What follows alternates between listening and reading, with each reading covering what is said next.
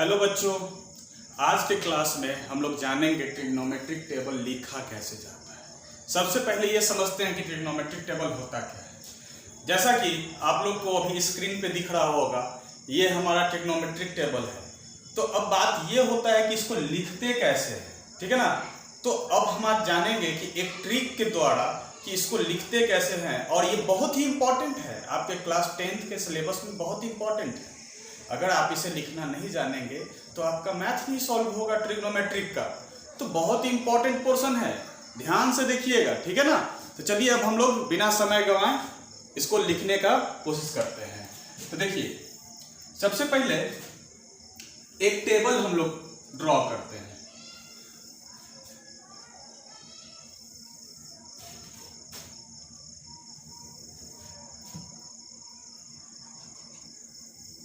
ठीक है, ये हमारा 0 degree, 30 degree, 45 degree, 60 degree and 90 degree का चलो टेबल बन गया। यहां लिख देते हैं 0 डिग्री और 30 degree, 45 degree, 60 degree and 90 degree. ठीक है, इसको इस तरह से घेर दिया जाए। चलिए, यहां अब हम लिखेंगे साइन। बताए थे पिछले वीडियो में, ठीक ना। तो साइन में आपको एक अभी फॉर्मूला में बताने वाला हूं। आप √x/2, एक ट्रिक, छोटा सा ट्रिक, √x/2, बस इतना याद रखिएगा, आपका पूरा का पूरा टेबल लिखा जाएगा। कैसे लिखा जाएगा देखिए, ये x का वैल्यू जो होता है हम लोग 0 से लेकर शुरू करते हैं। चलिए, अगर हम यहां पुट करें तो 0 अगर पुट करते हैं तो 0/2 होगा। इसका मतलब 0/2 मतलब 0 होगा कि नहीं होगा। यानी यहां पे साइन 0 डिग्री का वैल्यू कितना हो गया, 0। अब यहां आने के लिए हम x के जगह पे 1 रखते हैं, तो आपको पता होना चाहिए कि √1/2 यानी कि 1/2 ही होगा। तो साइन 30 का वैल्यू कितना हो गया मेरा, 1/2। अच्छा, साइन 45 में आइए तो यहां पर √2 और नीचे में मेरा कितना है, 2। आपको पता होना चाहिए कि रूट को अगर आप 2 टाइम्स मल्टीप्लाई करते हैं तो रूट हट जाता है। इसका मतलब अगर हम 2 को लिखना चाहें तो √2 × √2 लिख सकते हैं। तो √2 से √2 कट जाएगा, तो यानी ऊपर में बचेगा 1 और नीचे में बचेगा √2। क्लियर है। तो इसका मतलब हमारे पास क्या निकल के आया, 1/√2।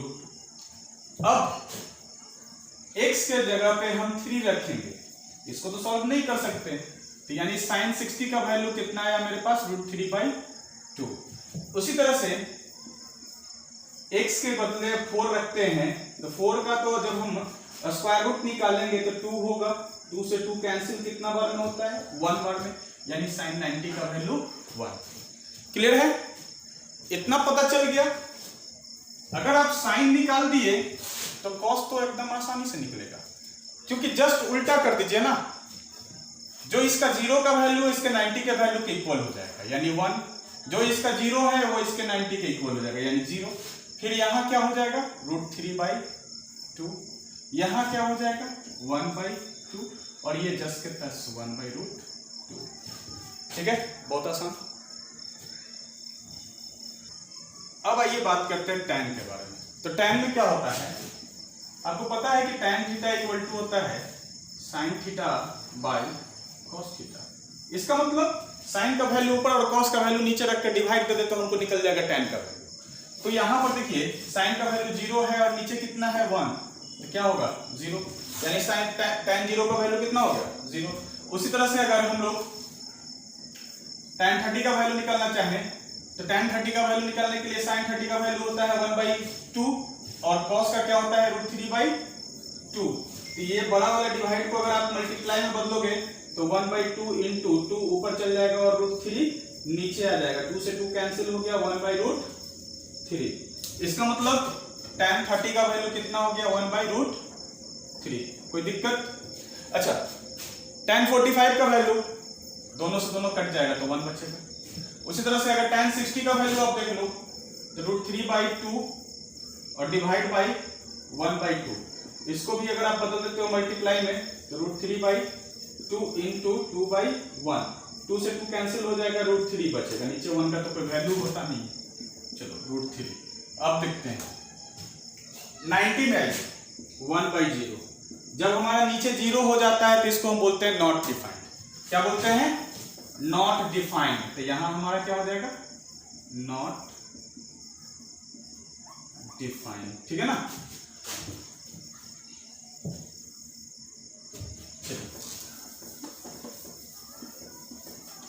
अब हम लोग बात करेंगे कॉट के बारे में।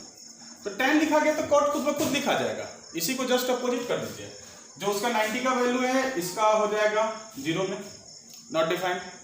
उसके बाद ये 0 चला जाएगा यहाँ, ये √3 आ जाएगा यहाँ, ये चला जाएगा 1/√3 यहाँ चला जाएगा, और ये 1 का 1, tan लिखा गया, हो गया, ठीक है। tan लिखा गया, कॉट लिखा गया। अब हम लोग आते हैं सेक में। तो सेक थीटा इक्वल टू होता है 1/cos थीटा। यानी अगर हम बात करेंगे कॉस को अगर हम रेसिप्रोकल करते हैं, यानी नीचे वाला ऊपर कर देते हैं, तो मेरा निकल जाएगा हमारे पास किसका? सेक का वैल्यू। तो देख लेते हैं, यहां देखिए कॉस क्या है मेरे पास? 1/1। इसका मतलब सेक 0 का वैल्यू कितना आया मेरे पास? 1 आया, ठीक है ना। अच्छा, उसी तरह से अगर हम निकालना चाहें सेक 30 का वैल्यू तो क्या होगा? देखिए 1/cos 30 √3/2। इसका मतलब इसको अगर हम मल्टीप्लाई में बदले तो 1/1 इंटू 2 ऊपर और √3 नीचे, मतलब 2/√3। तो ये निकल के आया मेरे पास 2/√3। जस्ट रेसिप्रोकल कर दो ना, 2 ऊपर और √3 नीचे, उसी तरह से √2 ऊपर और 1 नीचे तो √2 ही ना होगा। अच्छा, इसको भी देख लो, 2 ऊपर और 1 नीचे तो 2 ही ना होगा।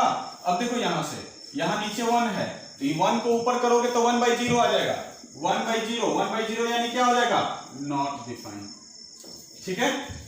चलो, अगर आप सेक लिख लिए तो कॉसेक तो आपका हंसते खेलते लिखा है।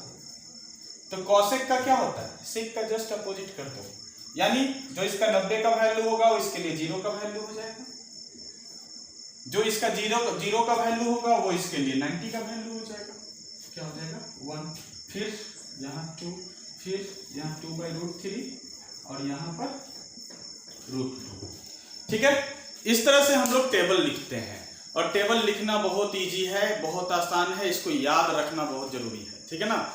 अगर आप इस तरह से अगर इसको याद नहीं रखेंगे तो आप एग्जामिनेशन में जो है कि आप इसको लिखते रह जाएंगे, ठीक है ना। मालूम पड़ेगा कि आपका समय खत्म हो रहा है। इसलिए आप लिखना तो जान ही रहे हैं, लिखना आना चाहिए, लेकिन इससे ज्यादा इंपॉर्टेंट है कि आप इसको याद कर लें, ठीक है।